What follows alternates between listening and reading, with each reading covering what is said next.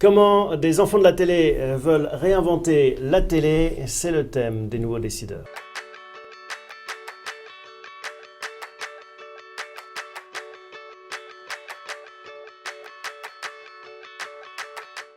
Bonjour à tous, des nouveaux décideurs ce mois-ci en compagnie de deux fondateurs de Molotov, en l'occurrence Jean-Marc Denoal, bonjour. Bonjour. Et Jean-David Blanc, bonjour. Bonjour.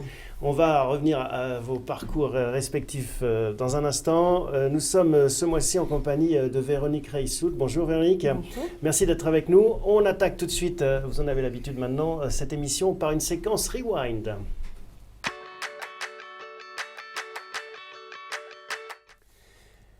Alors, avant de vouloir mettre le feu à la télévision, on reste dans les cocktails Molotov un peu plus traditionnels et toute cette agitation autour de contre la loi El Khomri.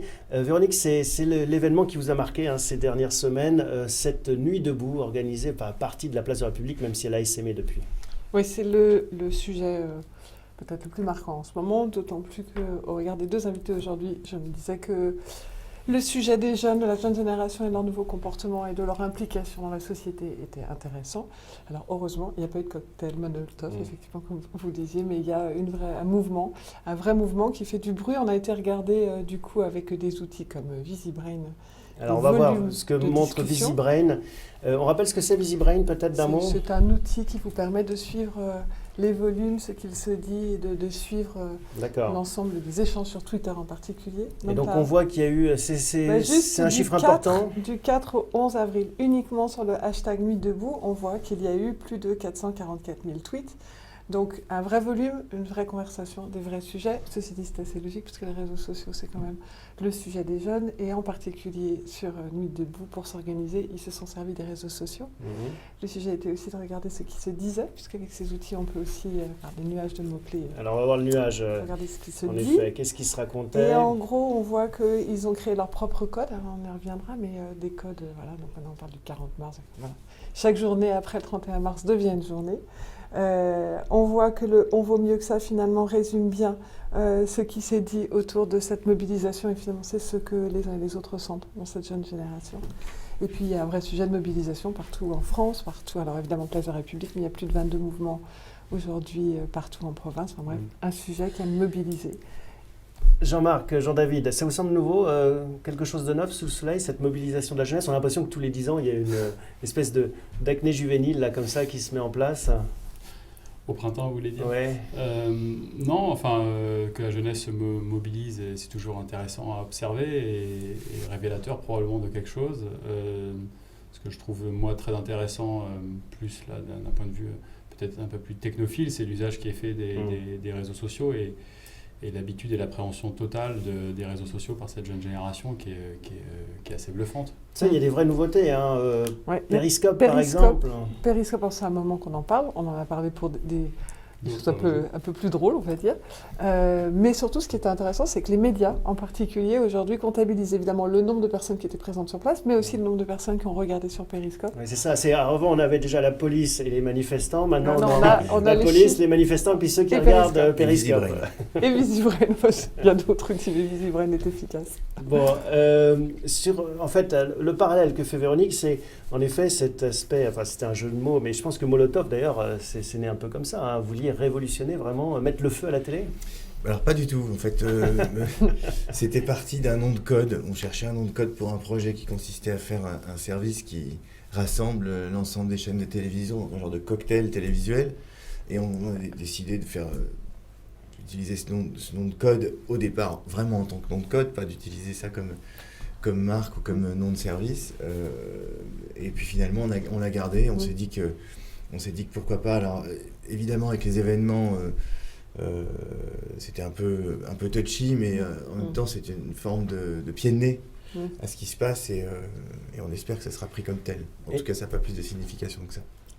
L'autre sujet qui vous intéresse directement, c'est en effet les nouveaux modes de consommation des jeunes qui regardent de moins en moins la télé sous son format traditionnel.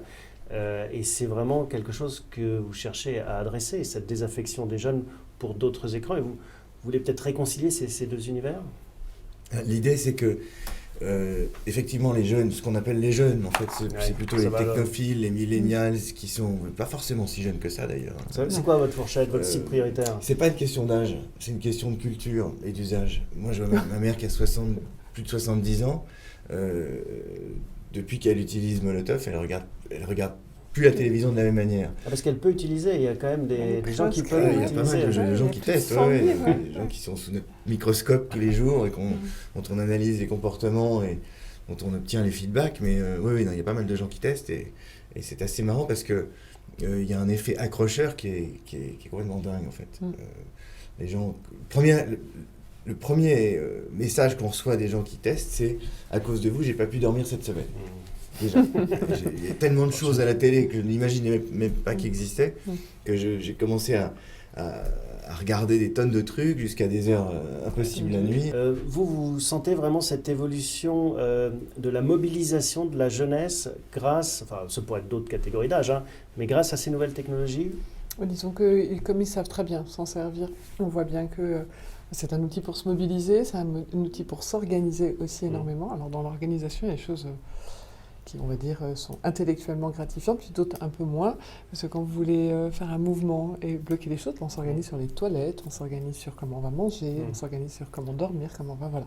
Et ils savent très très bien s'en servir. Donc voilà, un vrai outil, et c'est pas ça qui crée la mobilisation, mais c'est un outil qu'ils savent bien utiliser. Oui, parce qu'au final, la mobilisation, est-ce qu'elle est si forte que ça? C'est assez conséquente quand même. Après, il y a un monde entre je me sens mobilisée, j'ai envie de discuter et j'échange, et je vais passer une nuit debout, sous la pluie. Sous la pluie, voilà. Très bien, on passe tout de suite à notre séquence Pixel. Alors, la rubrique Pixel concerne le portrait en touche d'impression numérique, présenté donc par Véronique. Alors, j'ai commencé par vous, Jean-David Blanc. Jean et David étant collés, déjà, c'est une première particularité. J'ai vu que vous veniez d'une famille de musiciens, que vous aviez été un jeune prodige, pas de musique, mais des affaires, parce que vous avez commencé à l'âge de 13 ans, c'est quand même assez rare, on peut dire. En informatique surtout, oui, c'est devenu... Voilà, vous avez commencé en faisant, si j'ai bien suivi... Vous avez appris à coder, vous avez découvert ça dans une petite boutique, vous avez créé des jeux vidéo et de fil en aiguille. Et vous continuez à coder? Un tout petit peu, oui. Vous avez continué à vous intéresser, vous avez suivi les évolutions de langage et autres? Bien sûr. Et c'est quelque chose, je fais une petite parenthèse, pardon Véronique, mais parce qu'on voit qu'il y a un enjeu, on parlait de jeunesse, d'éducation, apprendre à coder comme on apprend les langues étrangères, c'est quelque chose qui se met en place dans des pays. Est-ce que c'est quelque chose qui vous semble clé, vital pour l'éducation? Essentiel parce que pour plusieurs raisons. D'abord, ça change le rapport de l'homme à la machine, qui est l'homme apprivoisant la machine. On peut lui parler. Et n'espérons pas l'inverse, un jour.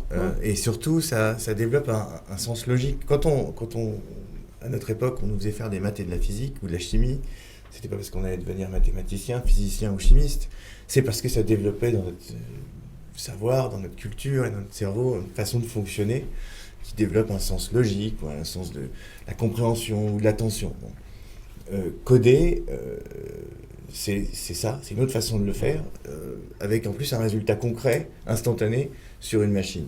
Et donc oui, je pense qu'apprendre à coder, ça devrait faire partie des programmes de l'école de manière aussi importante, si ce n'est peut-être plus que la physique ou la chimie. Que la physique ou la chimie. Pour tout vous dire, la dernière fois que j'ai fait des racines carrées, c'était en 4e. Ça permet de mieux connaître son monde et de se sentir sans doute plus à l'aise. Véronique, pardon, la suite du portrait. Non, c'était une question que je comptais poser, donc ça tombe bien, c'est fait. Et je me posais même la question, d'après vous, à quel âge vous commencez à coder? Le plus tôt possible. Tout petit déjà. Tout petit, 8 ans, 7 ans. Ouais. Moi, je vois mon fils qui a 2 ans, il est sur son iPad, alors il ne code pas, mais il apprend à se servir des outils, il comprend la logique, l'ergonomie. C'est d'ailleurs un très bon test. Si vous voulez tester un service et voir s'il est facile d'utiliser, mettez un enfant qui ne sait pas lire, donc en dessous de 6 ans, et donnez-lui la machine, voir s'il comprend ce qui se passe. s'en servir, bon, après, est-il besoin de rappeler que vous avez monté Allociné? Si, quand même. Ça fait quelques années maintenant que ça existe, Allociné. J'ai eu l'idée de ça en 88, en fait. Donc c'était très visionnaire. Ça l'était d'autant plus, pas tant sur le service lui-même, oui, c'est certainement, mais aussi et surtout dans son modèle économique. Parce qu'à l'époque, il faut se rappeler que c'était l'époque du Minitel, puis ensuite du téléphone interactif sur ce qu'on appelait surtaxé, c'est-à-dire payer un appel. Et moi, je tenais absolument à lancer un service qui soit gratuit pour les utilisateurs et qui permette, sans frein financier, de pouvoir avoir rapidement une information sur ce qui se passe en salle de cinéma. Et toute la tendance de l'époque, c'était justement de gagner de l'argent sur les gens qui faire durer le plus longtemps possible les appels ou les connexions Minitel pour que le temps faisant, le compteur tourne. J'avais intuité le fait inverse, c'est-à-dire de rendre le service le plus rapide possible pour que l'utilisateur parte le plus vite possible pour en accueillir un autre. Mais trouver un modèle alternatif.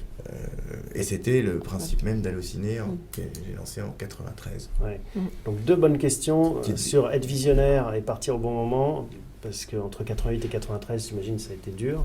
Et ça a été long de concevoir un service qui puisse répondre en moins de 30 ou 40 secondes au téléphone. Il faut dire qu'à l'époque, il n'y avait pas l'Internet. À une question, à quelle heure se joue le film que j'ai envie d'aller voir. À Paris, il y a entre 1500 et 1800 écrans de cinéma, 6 séances par jour. Vous imaginez la quantité de possibilités. Tout ça avec les 10 touches du clavier du téléphone, il fallait imaginer d'abord l'ergonomie du service, puis le logiciel pour le faire. Une problématique qui est assez proche de Molotov. Hein, oui, certainement. Quelque part. C'est assez proche. Oui. On reste sur les mêmes obsessions. Donc un projet qui vous ressemble sur Molotov.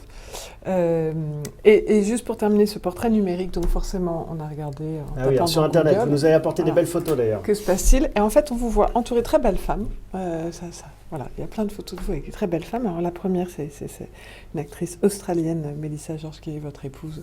Votre femme en l'occurrence. Les enfants. Et puis on a vu aussi pas mal de photos de Marion Cotillard et de Bérénice Bejo. Parce que vous avez, des amis, voilà, parce que vous avez produit le film Cavalcade après la session. Donc on voit beaucoup d'images de vous entouré de ces femmes. Ça veut dire que vous êtes toujours actif dans le cinéma ? J'ai beaucoup d'amis dans le cinéma. Actifs en ce moment, non, mais je suis assez proche de ce milieu-là et il n'est pas dit que j'y revienne pas à un moment donné. En tout cas, c'est un domaine pour lequel j'ai énormément d'affection en tant que et producteur, de respect. En général, ne serait-ce que pour les artistes, mais aussi pour ceux qui produisent, soit les sociétés de production petites et grandes. Non, mais quand vous dites que j'y revienne, ça serait en tant que quoi ? Ouais, probablement en tant que producteur. Ouais. D'accord. Allez, après Jean-David, Jean-Marc. Alors Jean-Marc, c'est plus... Oui, qui remplace au pied levé Pierre Lescure, qui devait être là, qui n'a pas pu. Jean-Marc, on est content de vous accueillir, étant donné que vous êtes le 3e fondateur le 3e, de Molotov. voilà, donc vous venez de chez TF1, un long parcours chez TF1. Il y a moins d'images qui ressortent de vous entourés de stars sur le net. Peut-être des jolies filles, mais il faut les afficher aussi. Hein. Par contre, beaucoup d'articles autour de justement cette création de Molotov, beaucoup d'articles sur comment est-ce que vous êtes arrivé dans cette histoire et d'ailleurs, comment êtes-vous arrivé? Je vous laisse le raconter. Moi, je suis arrivé dans cette histoire en sortant de TF1. J'avais l'idée d'un projet, en tout cas l'envie chevillée au corps de monter une aventure entrepreneuriale et je suis allé voir Jean-David pour avoir son avis, discuter un petit peu de la vision que je pouvais avoir. Et en fait, lui-même à l'époque ingérait et était en train de créer Molotov. Il s'en est ouvert auprès de moi après quelques échanges et j'ai trouvé l'aventure évidemment extrêmement séduisante et on a décidé de faire un petit bout de chemin ensemble depuis. Et il faut peut-être raconter aussi la brique que vous apportez dans ce projet, parce que vous connaissiez bien ce monde des chaînes de l'intérieur. Absolument.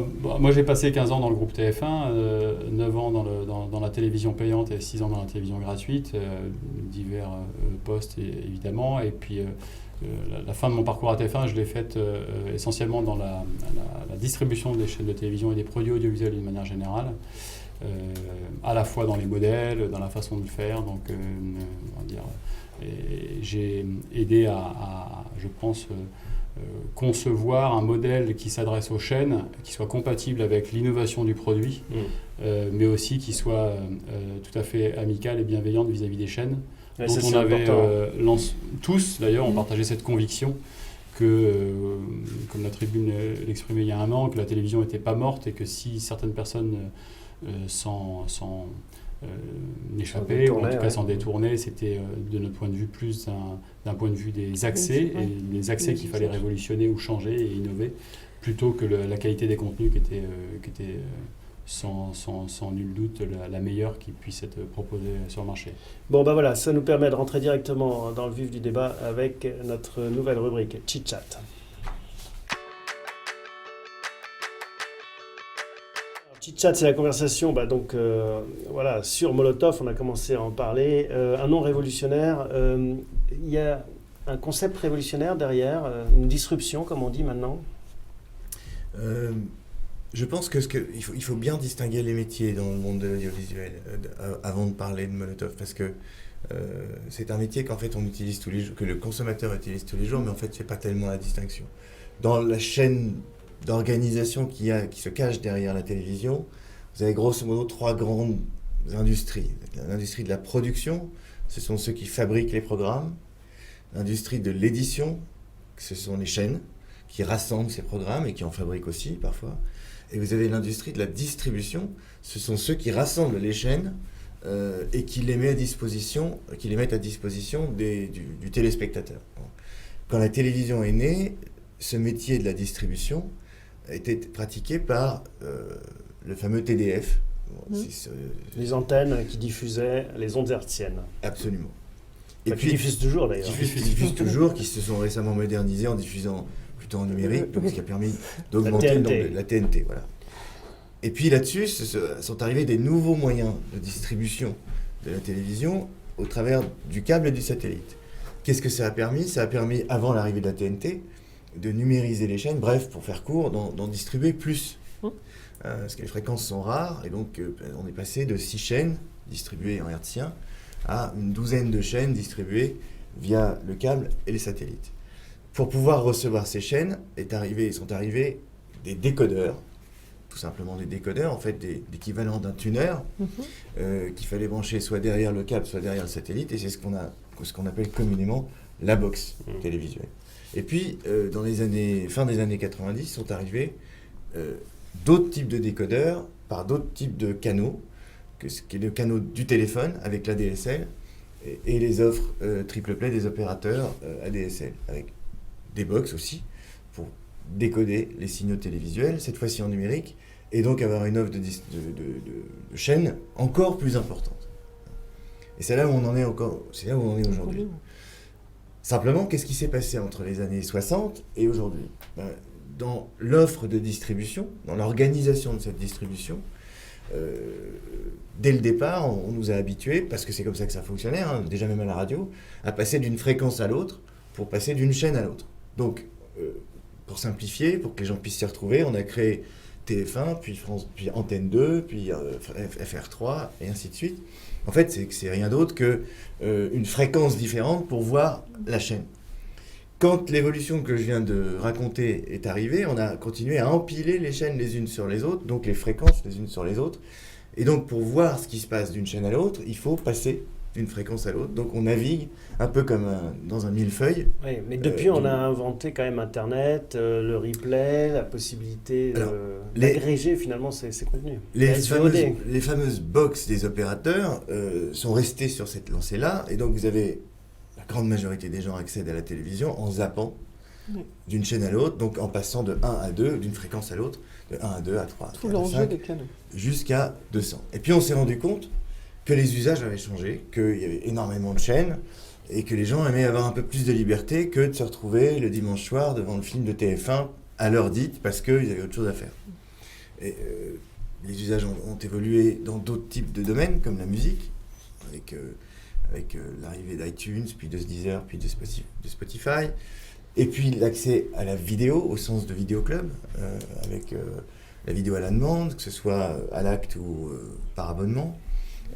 Mais la télé en tant que telle, la télé s'en est rendu compte, puis s'est dit, il faut qu'on fasse quelque chose pour rendre un peu plus de liberté aux gens, et on a inventé le replay.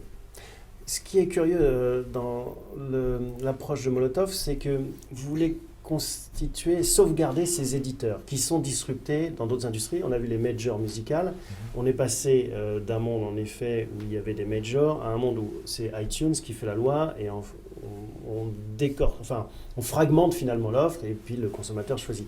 Vous vous dites non, il faut quand même laisser une place aux éditeurs de chaînes. Moi, je pense que si vous voulez, il y a deux mondes qui s'affrontent, enfin, qui se complètent, on va dire. Vous avez le monde de l'édition vidéo au sens de catalogue. Et là, vous accédez à un catalogue qui est plus ou moins Ça, grand. c'est Netflix, en fait. C'est Netflix, ça peut être d'une certaine manière YouTube avec des contenus qui sont produits par les usagers. C'est tout simplement le vidéoclub du quartier, hein, quand on remonte dans les années 90. On rentre dans le vidéoclub et puis on a accès à une collection un catalogue. Puis la vendeuse arrive et nous dit tiens, il y a ça qui vient de sortir, ça je te connais, tu vas aimer, etc. L'équivalent de ça, c'est le fameux moteur de recommandation qui apprend à vous connaître et qui va vous dire on pense qu'il y a ça dans notre catalogue géant de 20 000 films, il y a plutôt ça qui je peux t'en afficher. Pourquoi justement vouloir conserver un rôle aux chaînes, aux éditeurs de chaînes? Moi je dirais que c'est moins de vouloir à tout prix le garder que de reconnaître le rôle que la télé a. Quel est-il ce rôle? La télé, c'est pas uniquement des films et des séries, c'est aussi la capacité de vous divertir, de vous informer, de vivre des événements autour du sport, regarder les scores que font Koh-Lanta, Top Chef, ça c'est pas les offres de catalogue qui vous les proposent. Alors, si je peux me permettre, parce que si on pousse le raisonnement, demain, en effet, Google, Netflix ou Amazon achètent les droits de l'Euro de football, ils auront du sport. Ils achètent Top Chef, ils vont voir le producteur, je ne sais pas qui c'est, Fremantle ou un autre, ils auront Top Chef. Et la télé, c'est le média du temps. La différence fondamentale qu'il y a entre un vidéoclub ou un catalogue et le monde de la télévision, c'est l'organisation de ce temps et la création d'instants télévisuels. Ce qui fait qu'à un moment donné, c'est ce qui crée le ciment social d'une société. C'est le choix fait par l'éditeur, par le directeur d'antenne, le directeur des programmes, de diffuser ce type de programme à cet instant donné. Caricature, c'est de dire que pendant Noël, il y aura plus de films de Noël.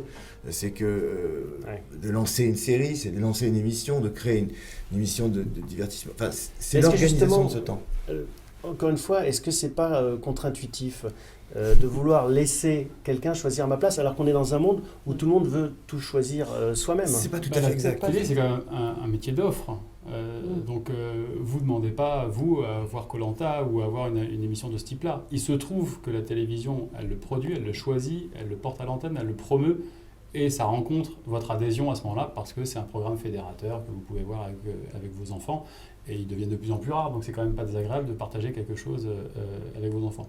Donc c'est aussi un métier d'offre, donc il faut croire à la capacité qu'ont les éditeurs, d'innover, de sélectionner, d'acheter, de produire, de coproduire et de porter au bon moment avec la bonne politique marketing de promotion l'événement qui à un moment donné va résonner pour vous, mais parce que aussi vous savez que vos voisins vont les voir, ou vos amis, ou les enfants, les amis de vos enfants, et vous pourrez en discuter. C'est ça la télévision. Évidemment, Google peut tout acheter, Google peut aussi acheter l'ensemble des maisons de disques, mais la réalité du marché, c'est pas celle-là. La réalité du marché, c'est qu'il y a un marché de la production, il y a un marché de l'édition, et les savoir-faire éditoriaux aujourd'hui dans la sélection, dans toutes les composantes, parce que je pense qu'on est tous un peu plus subtils que de la série ou du film. On a parfois aussi envie de documentaire, on a aussi parfois besoin d'être informé, vous savez quelque chose.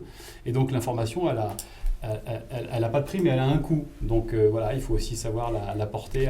Même le film, le catalogue film, a besoin d'être éditorialisé. Quand c'est Arte qui va faire une sélection de films et qui va vous proposer une soirée, d'un seul coup, un film sur lequel vous auriez passé complètement va avoir un intérêt. Parce que d'un seul coup, il est mis en perspective. C'était formidable. Il va être mis en perspective par rapport à une actualité, par rapport à la réflexion d'un directeur d'antenne, par rapport à un débat qu'il peut y avoir avant ou après. Et d'un coup, ce film prend un intérêt. C'est vrai pour une autre émission. Puis c'est surtout l'instant.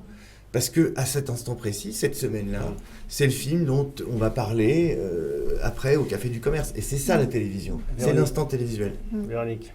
Non, en vous écoutant, je me dis, c'est le meilleur des deux mondes et la réalité de la télé et du web et comment on fonctionne. Alors une fois qu'on a dit ça, parce que voilà, on fait l'apologie de la télévision, mais c'est pas tout ça. Il reste un problème. Comme vous le disiez tout à l'heure, les millennials, les plus branchés, les plus connectés si on veut, ou les jeunes, ça s'en désintéresse. Donc on s'est dit, mais pourquoi est-ce que avec une offre aussi pléthorique, il n'y a jamais eu autant de choses intéressantes à la télévision, parce qu'il n'y a jamais eu autant de chaînes. Parce que c'est Facebook leur directeur d'antenne maintenant. Non, parce que tout simplement, le mode d'accès ne leur correspond pas. Parce que la visibilité qu'on en a, les uns et les autres, est toute petite. Pour une raison simple, quand on se met devant la télé, je ne parle pas de quand on est attaché à une émission en particulier ou qu'on veut à cet instant précis de l'info, je dis quand on se met devant la télé, on zappe dans 8-10 chaînes à un moment donné, qui est l'heure à laquelle je me mets devant, et je ne vois qu'un tout petit fragment de ce qui passe à la télévision. Ce qu'on essaye de faire chez Molotov, c'est de montrer plus largement dans l'espace et dans le temps ce qui est disponible à la télévision. Et là, quand on fait ça, le résultat est absolument instantané. L'offre est tellement forte, tellement pléthorique, tellement diverse, que d'un seul coup, vous retombez amoureux de la télévision et vous y passez un temps de dingue. Et vous ne dormez plus, je vous l'avais dit. Vous nous avez parlé de l'expérience Allociné, avec la difficulté parfois qu'on a à trouver le business model. Est-ce que là, vous l'avez le business model? Comment vous allez gagner de l'argent? Oui, enfin, il nous semble, il y avait 2 enjeux sur ce projet. Le premier, indépendamment évidemment du produit, est proposer une interface totalement en disruption et donner à consommer, à voir la télé et vraiment à ne rien manquer de ce qui vous intéresse. Le premier, c'est de rassembler l'industrie autour de ce projet. Ça a dû être dur de convaincre les patrons de chaîne. C'était qui moins voyaient, dur j'imagine, comme que un long, nouvel parce que- intermédiaire. Parce Pas que long, donc c'était... dur. Oui, mais il faut aussi le temps de... Ils ont tellement vu, enfin moi je l'ai vécu aussi à TF1, on a tellement vu des sociétés se monter sur Internet avec une optique purement focalisée sur la disruption à tout prix, Internet à tout prix, sans vraiment comprendre l'industrie à laquelle on s'adressait, qu'on comprend objectivement Les réticences. moins les réticences que le temps qu'il fallait pour appréhender, comprendre où est-ce qu'on voulait... Puis les craintes aussi, de la désintermédiation. Certains patrons de chaîne m'ont dit, mais on va se faire désintermédier, pas forcément par vous, mais par Google, par les uns et les autres. Et donc là où vous réintermédiez, en fait, ça rajoute une couche, et donc c'est aussi une autre crainte. Il Non, existe c'est une déjà, couche qui parce que existe le distributeur de télévision, il existe déjà, il s'appelle Orange, il s'appelle Free, il s'appelle Canal. TDF. Nous, et TDF, nous, on invente ce métier de distribution dans ce qu'on appelle, nous, le nouveau réseau, c'est-à-dire probablement celui de 2020 plutôt que celui des années 80. Il y a eu le réseau câble qui était arrivé, et il n'a pas détruit la télévision hertzienne, le satellite est arrivé, la DSL est arrivée, la fibre. Aujourd'hui, avec les moyens technologiques, on peut avoir un réseau de distribution total en télévision sur ce qu'on appelle l'OTT, c'est-à-dire sans forcément disposer... Over the top. Exactement, sans C'est-à-dire forcément disposer de son réseau physique et de ses boîtes, parce que l'un va souvent avec l'autre. C'est nous le réseau qu'on investit et sur lequel on va proposer une offre. Donc voilà, on est distributeur et on fait le même métier que les autres, et donc on a essayé de les convaincre, pour revenir sur la question du modèle, à la fois sur un modèle qui soit éco-friendly, c'est-à-dire friendly vis-à-vis des chaînes auxquelles on s'adresse, à la fois gratuites et payantes, et vis-à-vis du téléspectateur, on va aussi être un peu innovant, voire même un peu beaucoup sur le modèle, parce que comme l'a rappelé tout à l'heure Jean-David sur le modèle d'Allociné, sur lequel on était un peu à contre-courant, on sera aussi à contre-courant sur le modèle. Alors dites-nous justement quel modèle. La télévision gratuitement sur les réseaux IP, ce qui est objectivement un poil nouveau dans la... Donc je serai chez moi, j'ai une box, je pourrais regarder Molotov de façon gratuite. Il vous suffit de vous inscrire, un login et un password, et puis après vous pouvez recevoir et à consommer l'ensemble de la télévision dans toutes ses composantes, y compris la découvrir gratuitement. Et après on vend Donc vous deux ne gagnez choses. pas d'argent là-dessus. On ne gagne pas d'argent là-dessus, et on vend 2 choses. Vous voulez enrichir votre expérience de télévision en achetant du contenu supplémentaire, des options de télévision payantes ou d'autres options qui pourront arriver en termes de contenu. Et là, vous souscrivez à une option payante, sans engagement. C'est toujours utile de le rappeler parce que l'engagement, on pense, a un peu vécu dans ces domaines-là. Même chose par rapport à la façon dont les plus jeunes générations ont de consommer. Et la deuxième, c'est qu'on va vendre aussi des options servicielles pour disposer d'une meilleure expérience de consommation de votre télévision. Dans les fameuses options, il y a un sujet, une question que j'avais envie de vous poser. Vous avez annoncé que vous allez sortir en juillet. Il y a un petit sujet avec la loi création et ce sujet de la redevance sur les copies, sur le fameux... L'amendement d'Escure. Voilà. Faussement, je ne sais pas si on peut l'appeler. Voilà. Mais en tout cas, c'est un sujet. Donc, qu'est-ce qui fait que vous êtes confiant pour vous dire qu'en juillet... il y a 2 choses. La première, c'est que Molotov, ce n'est pas que ça, et le réduire à ça, c'est commettre... en tout cas, pour ceux qui ont vu le produit, ils le comprennent aisément. Nous, on a toujours, on va dire, on s'est toujours inscrit dans la légalité de ce qu'il était possible de faire. Un distributeur, ça fait classiquement, ça assure 4 fonctionnalités. Ça distribue du live, du replay, ça permet d'avoir un guide des programmes évolués et d'enregistrer. Donc, on dit qu'en tant que distributeur, on a envie aussi de pouvoir bénéficier de cette fonctionnalité-là. Il se trouve que le législateur a envie de faire rentrer l'enregistrement dans le cloud, dans l'assiette de ce qu'on appelle la RCP. C'est un peu technique sur ce sujet-là. Nous, on s'y la redevance pour copie privée. Absolument, bien volontiers. Voilà, si c'est un autre schéma. C'est pas nous qui avons inventé ça, hein. Ça existe depuis 85, d'abord avec les cassettes audio, puis vidéo, puis les CD-R, puis les disques durs qui sont dans les box. L'évolution technologique veut qu'il y a maintenant des autres zones de stockage qui sont personnelles, qui sont dans le cloud. C'est juste l'évolution technologique de ça, on n'a rien inventé. Allez, Jean-David le rappelait, la télé, c'est aussi le temps qui passe, il faut qu'on avance. On termine cette émission avec notre rubrique consacrée à l'avenir, ce qui nous attend. Forward, donc Véronique, vous avez encore plein de questions pour nous inviter. Ouais, c'est très frustrant. C'est frustrant, ça va trop vite. Mais on pourra le regarder bientôt sur Molotov et on pourra peut-être élargir la durée des émissions. C'est un autre concept. Bon, non, blague à part. Forward, qu'est-ce que vous avez noté sur votre tablette ? Alors, donc, ce qu'il va falloir regarder, moi qui arrive, il y a un sujet, on revient à la politique, parce que finalement, tout est imbriqué. De toute façon, on a tous un sujet qui est 2017, un nouveau président, et donc ça nous concerne tous. Et c'est pour moi la primaire des Français qui a été lancée cette semaine. Par quelques partis, Par, des petits partis, hein, en fait, ce sont des mouvements citoyens, voilà, assez leur faire variés. injure, mais c'est des partis qui veulent exister aux côtés des gros partis. En fait, ce ne sont pas des partis, je suis confuse, Ah bon, pardon. mais ce ne sont pas des mouvements. partis. Voilà, ce sont des mouvements. Non, mais il y a une vraie différence entre les deux, ce sont des mouvements citoyens qui sont et de droite et de gauche. C'est comme ça qu'ils se sont définis en face du mouvement d'Emmanuel Macron qui n'est ni de droite ni de gauche. Voilà. Globalement, surtout ce qui est intéressant, c'est de voir cette envie des Français de rentrer dans la vie politique, de s'emparer de ces sujets. 80% des Français disaient qu'ils ne voulaient ni François Hollande, ni Marine Le Pen, ni Nicolas Sarkozy. Et donc cette envie-là...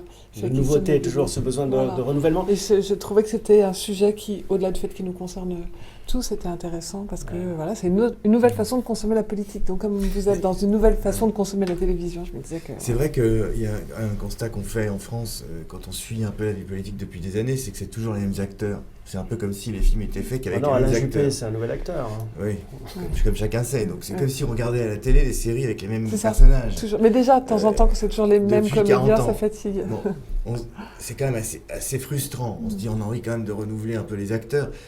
Aux États-Unis, à chaque élection, il y a toujours un nouvel arrivant, un nouvel entrant, si c'est pas plusieurs.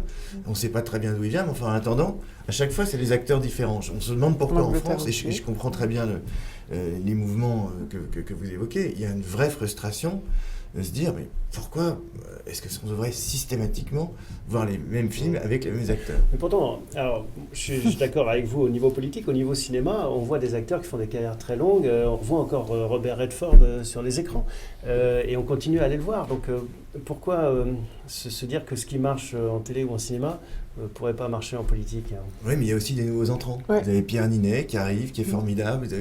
Vous avez des acteurs qui sont un peu plus âgés, qu'on ne connaissait pas bien, qui d'un seul coup surnagent, et ils font un film qui font qu'on les connaît. C'est une question de scénario aussi, peut-être. En politique, on a l'impression qu'il n'y a que des Gérard Depardieu tout le temps et que c'est bloqué à... Bon, donc la primaire des Français, j'imagine que voilà, vous avez de nouveaux sympathisants. Le site a explosé d'ailleurs, je crois, il y a eu des problèmes techniques parce qu'il y a trop de succès. Jean-Marc, une réaction sur ce besoin finalement de reprendre le contrôle, la télécommande et d'être maître de son destin en politique. Je dirais la même remarque sur la mobilisation de la jeunesse, c'est tout ce qui consiste à ce que les citoyens s'impliquent un peu plus et démontrent leur implication à travers une participation, l'appel à une primaire citoyenne est le bienvenu parce que finalement on peut tous que s'en réjouir et puis après on verra ce que ça donnera dans la... Et puis ça sous-entend autre chose, ça sous-entend le fait qu'en fait c'est une carrière, quoi. Ouais, c'est ça. Une carrière politique qu'on démarre à la sortie des études et qu'on fait toute sa vie. Alors qu'en Amérique ou ailleurs, on peut venir de la société civile et d'un seul coup se dire j'ai envie de... Dans ce mouvement-là de la primaire des Français, ils ont donné quelques règles, dont celle-ci, de dire pas plus de 12 ans ou 18 ans. Oui, alors, mais c'est un peu aussi restrictif parce qu'il faut avoir passé 5 ans d'entreprise. C'est un peu... Pourquoi avoir fait une restriction ? On comprend la frustration, et c'est une bonne idée sur le principe. Après, mettre des règles comme ça, c'est pas si simple. Ce qu'il faudrait, c'est permettre à ceux qui ont envie de faire de la politique un jour dans leur vie, et j'en connais, il y en a certains qui d'un seul coup, après une longue carrière dans la vie civile, ont envie de se plonger dedans, permettre ça. Et en France, c'est vrai que c'est très difficile. Compliqué. Bon, on a bien compris, vous aimez bien les directeurs de programmes télé, mais pas politique. Merci en tout cas à tous les deux d'avoir répondu à notre invitation. Merci Véronique et de votre participation également. Merci à vous tous de nous suivre. On se retrouve très vite pour un nouveau décideur. À bientôt.